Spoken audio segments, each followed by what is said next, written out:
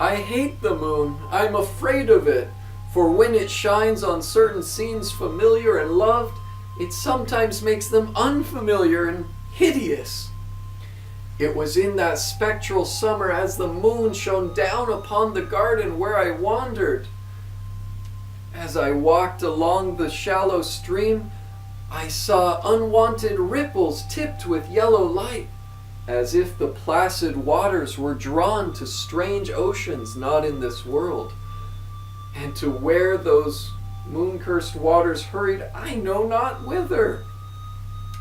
White lotus blossoms fluttered in the opiate night wind and dropped despairingly into the stream, swirling horribly underneath the arched carven bridge, and staring back with the sinister resignation of calm, dead faces.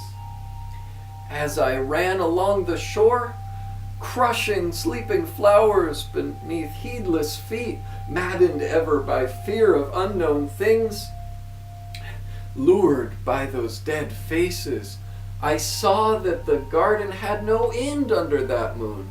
Where by the day the walls had been, now there were new vistas of trees and paths, flowers and shrubs, stone idols and pagodas, the bending of the stream past grassy banks and under grotesque bridges of marble. And the dead lotus faces whispered sadly and bade me follow, nor did I cease my steps until the stream became a river and met with the beach of gleaming sand, the shores of a vast and nameless sea.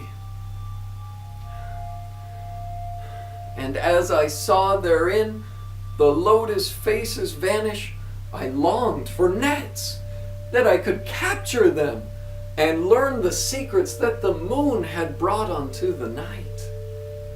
But when the moon went over to the west and the tides ebbed lower, I saw the old spires that the waves had almost uncovered, white citadels festooned with green seaweed.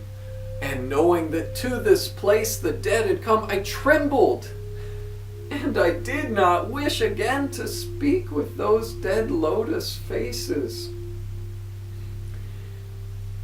I watched the tide go out and saw the gleaming spires, towers, and roofs of the dead, dripping city. My nostrils tried to close against the perfume-conquering stench of all the world's dead.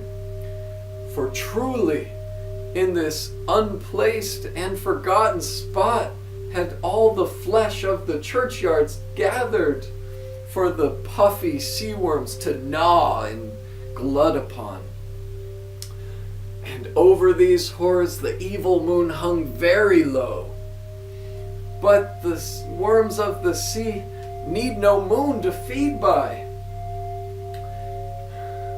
As I watched the rippling that told of the writhing worms beneath, I felt a chill, as if my flesh had caught a horror that my eyes had not yet seen. Nor had I trembled without cause, for when I raised my eyes, I saw that the tide had gone out very low, showing much of the reef whose rim I had seen before.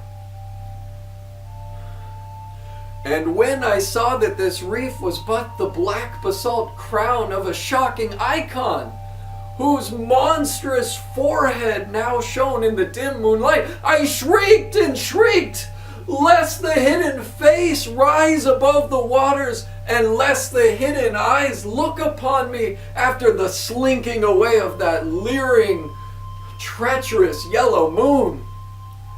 And to escape this relentless thing, I plunged gladly and unhesitatingly into the stinking shallows, wherein lies the sunken streets that the fat sea worms feast upon the dead.